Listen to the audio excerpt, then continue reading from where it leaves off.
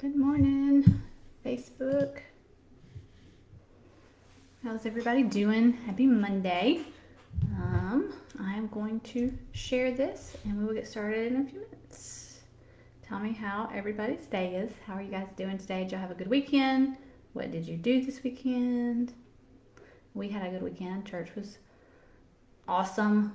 The cafe was open. It was nice to have people in the lobby. It was really great. It was a good Sunday. Hey, Day. Good morning. How are you doing? The internet's really being weird this morning, so we'll see how everything goes. And I have a gnat. So if you see me waving, I'm not crazy, I promise. There's a gnat somewhere.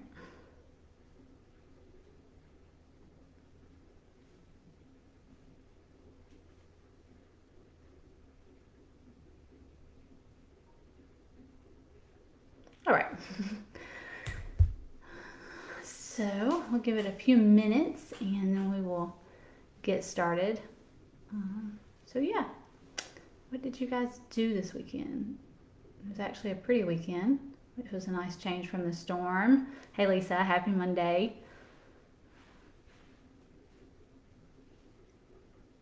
Did y'all have any storm damage? We had some at the church. I guess y'all heard about that. Like the children's department flooded. It's like that much water in the bottom of it. The little vinyl tiles were floating up. So they've been working on that this week. That was fun. And yeah, just a lot of flooding. Worked and grilled. That sounds good. I need to grill something this week. We haven't grilled in a while. What did you grill? We're going to talk about steak today, actually. So, hey Jamie. Good to see you this morning. Loved your pictures from yesterday. Thank you for doing that. Stacy, lots of sticks from the storm. Yeah, we had a lot of water in our yard, and as everybody did that lives down here, but I had just planted a couple weeks ago citrus trees, so I really hope I've got some oranges and some lemons and some limes, and I really hope they don't drown. So we'll see. Hopefully they'll survive. We'll see. Good morning, Elizabeth. Good morning, Cheryl. Hope y'all are doing good today. It's good to see you guys. Pork roast, asparagus, baby red potatoes, blueberry cherry cobbler. Yes, that sounds great. I love grilled asparagus. Let's spend time with the grandchildren and baked cupcakes. Very nice. I didn't do a lot of baking this weekend. We had brownies, but it was from a box, so I'm working on my baking. I've always been a really good cook, but I've struggled with baking, so I'm working on it. I'll get there one day. My lemon cake I made a few weeks ago was excellent, but Cheryl worked. Yes, you did. Working a lot. Stacy, I think the only thing that will kill them is frost. I've never drowned one. Yeah, I hope that's true, but if it's possible for me to kill a citrus tree by drowning, then that will happen. So everything else survived pretty well. My flowers did good.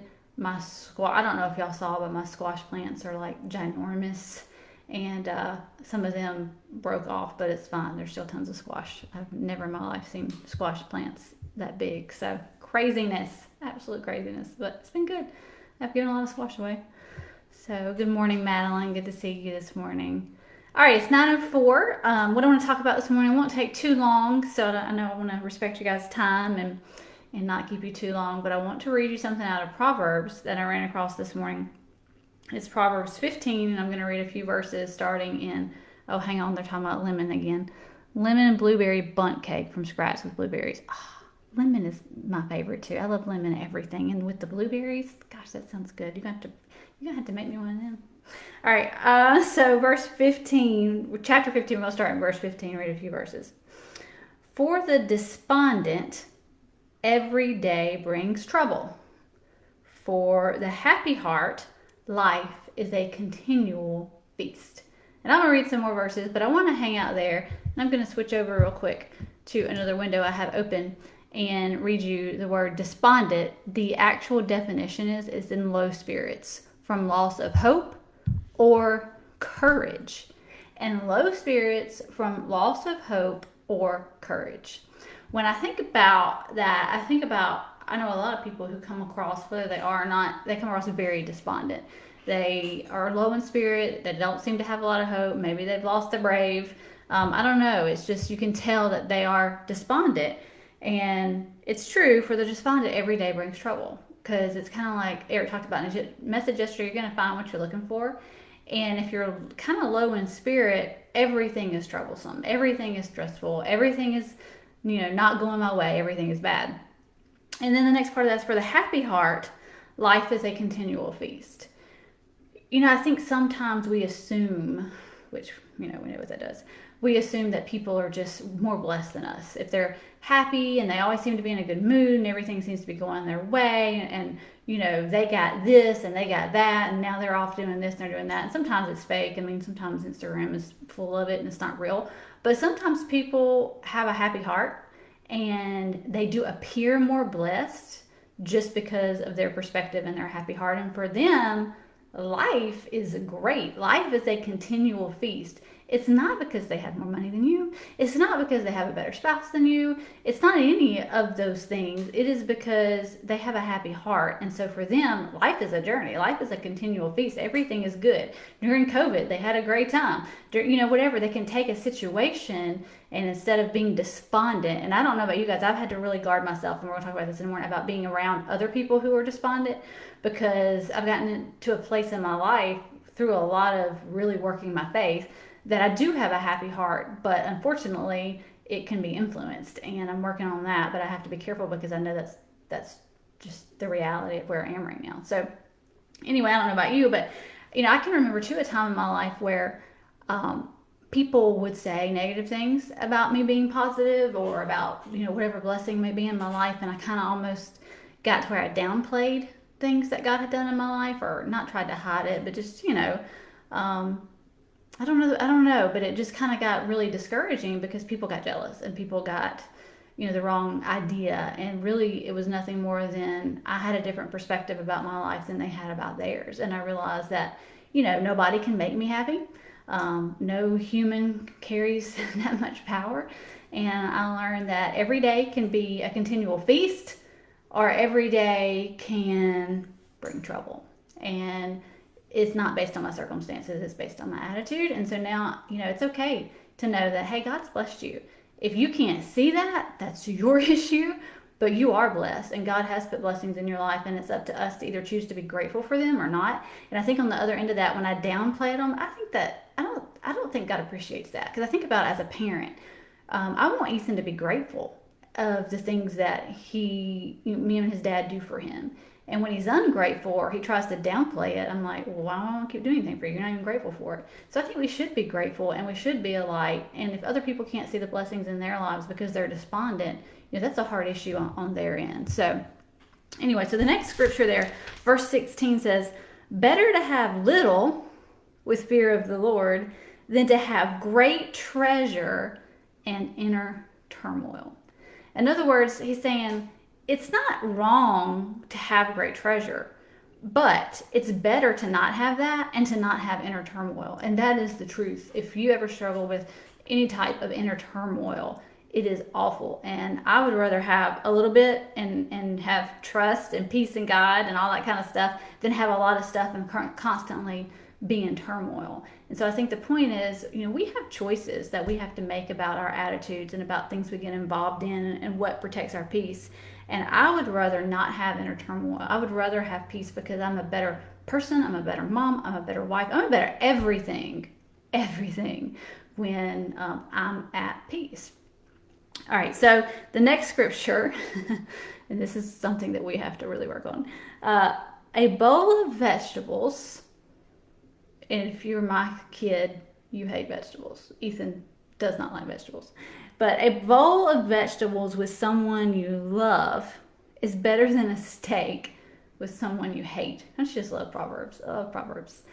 And why did this go along with the other verses? I think it's, again, about choices. I think we so many times put ourselves in situations for whatever reason. Maybe somebody offers to buy you a steak and you want to go eat a steak and you don't like that person, but you want the steak, so you do it and you're miserable. Maybe you have a hard time saying no and somebody's invited you to dinner and you know you don't like these people, they get on your nerves. Look, you gotta love everybody, but let's be real, you don't have to like everybody. Everybody's personality is not on job. It's just not. That's just we were made to be connected to people, but we weren't made to be connected with everybody. And I think we got to start being honest with ourselves about that. So we get into these situations where we're sharing meals, and I think meals are intimate a little bit. I mean, in the Bible, you hear a lot about Jesus sharing meals with his disciples, and so I think sharing a meal is kind of an intimate thing. And I think there's a lot of wisdom in this. It's better to eat a bowl of nut cereal than it is to go out with somebody you can't stand and share a steak.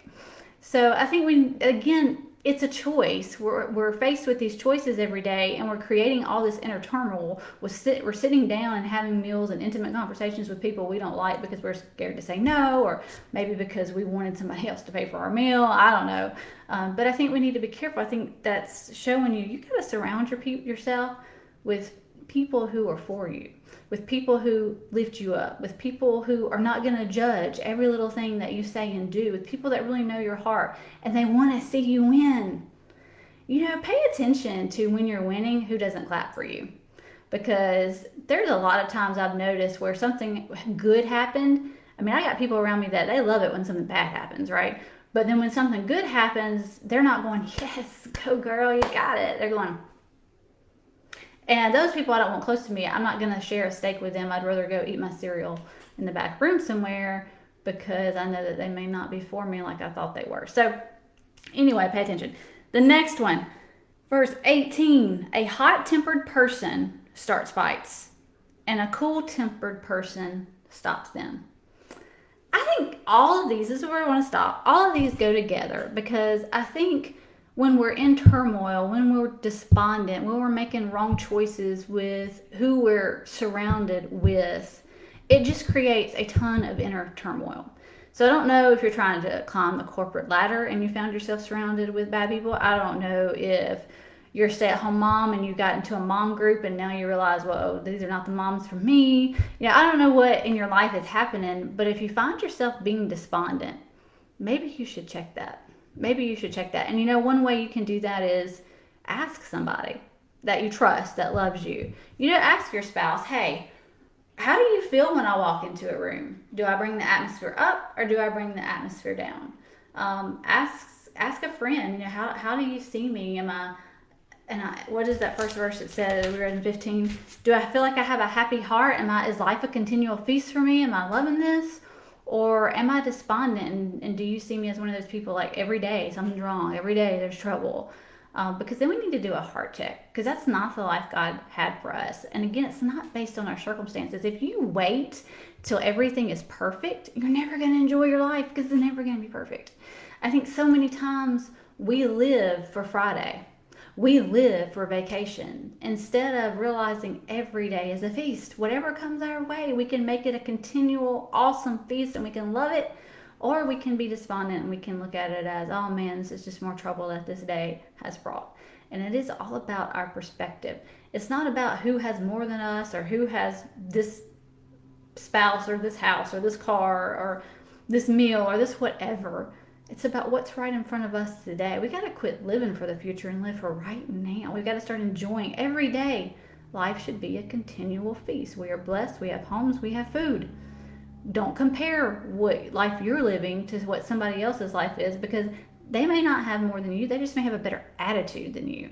So it's all about our perspective. And I don't know about you, but I want to be somebody where no matter what, hey, life is a continual feast. I'm happy to be alive. I want to live life to the fullest as long as I can. And I know that's based on my attitude. It's not based on earthly things or money. It's based on my attitude. It's not based on who can do what for me today. It's based on my attitude and how I view things. And I think so many times we just get caught up in whose husband is doing what for them or whose kids is, the most well behaved. Oh my goodness. What mom is making homemade organic food and, we get into all that instead of just looking at your life. What is in front of you? What can you enjoy today? Because I don't know about you, but I don't want to be despondent. I want to have a happy heart and I want to enjoy this abundant life that God has blessed me with because when we get down to it, we are all extremely blessed people. And I think we have to learn to appreciate that much better than we do, and quit waiting to, have our idea of what we think the perfect life, the perfect marriage, the perfect house, the perfect whatever is to enjoy it, because that's never going to happen. So anyway, that's just what I want to share with you guys today. I'm going to read some of your comments. Elizabeth's a happy hearts, moment to moment. That's exactly right. Proverbs is my favorite too. Elizabeth, I love it. Madeline, so true about having a happy heart and being influenced. I have a happy heart, but I also have to guard my thoughts. Absolutely. We have to guard our thoughts. And that's what I was kind of getting at with the vegetable versus steak. I can't be around people right now who are just constantly negative, who are constantly despondent, who are, every day is trouble. Every small thing is a huge thing, because it does affect me. I wish it didn't, and hopefully one day I'll get there and I can handle it a little bit. I've learned to guard my heart enough that, I can handle it. I've learned just to walk out of the room. I've learned to get off the telephone. I've learned to just smile and walk away. I mean, some people just won't quit talking, and I won't lie. There's sometimes I just grin and walk off. Like, I'm sure they think, gosh, she gets goofy. But I've just learned that it gets to a point and I can feel something inside me kind of unhinged. And I'm like, oh, nope, you're not going to steal my peace. And so, again, I'm not going to share a steak with people who are going to make me despondent, because I have to guard my heart. I have to control my thoughts, and when they start going down the wrong hill, I've got to take control of that and pray for strength that I'll be able to guard it better and better and better, and not let those things influence me, and learn to kind of detach a little bit from the emotion that someone else has, because sometimes I do pick up their emotion and their stuff, and I don't want to do that. So yes, it's exhausting, Lisa. Right on. It is exhausting being around people like that.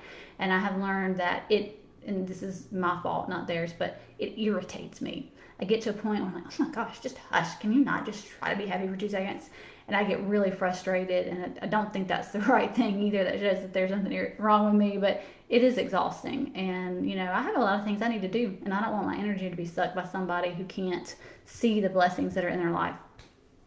My quest for peace offends some folks, so yeah, walk away. I do too. I have to do it. Y'all don't freak out. I have to do it sometimes at church. Don't tell nobody.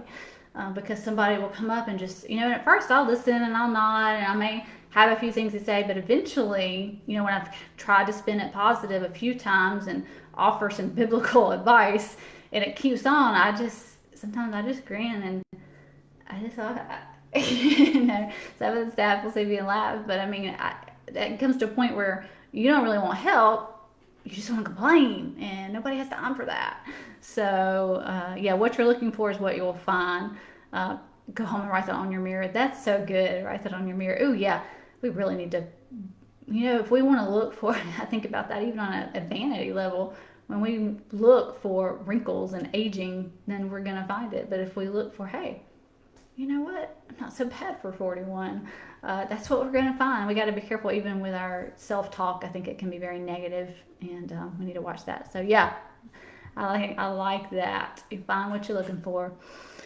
So yeah, very good. I love the conversation today. So thank you guys for joining me. I'm going to pray real quick, and then we're going to go have a continual awesome day with happy hearts. So Father, thank you so much for your word. And I thank you, Lord, for just heart checks that you do with us often. And I pray that you help us learn to protect our peace. Lord, help us be a people that it is evident that we are blessed by you and we have happy hearts. And life is like a continual feast for us because you're on our side, because you're our provider, because we're giving you the glory for it, Lord. And I pray, Lord, that every time we become tempted to be despondent and to lose our courage and to lose our hope, Lord, that you remind us of the blessings in our life. You remind us of the good things that we've done, Lord. You give us that heart check so that we don't get stuck being in that despondent mood, which will make us critical and negative and judgmental of other people, Lord. I just pray you help us to look at all the good things that you've put in our lives. Help us to do better at showing appreciation. Lord, I know sometimes in my heart I appreciate things, but I don't verbalize it and I don't say it. Help us do better at constantly having praise on our lips, praise to you and praise for other people, Lord. Help us, if we love somebody, help us to say it. If we appreciate somebody, help us to say it, Lord. Help us to be full of praise for every good thing in our life that you have given us. In Jesus' name, amen. All right. Hillary, love you. Looking forward to seeing that baby. So anyway, all right, love you guys. See you next week.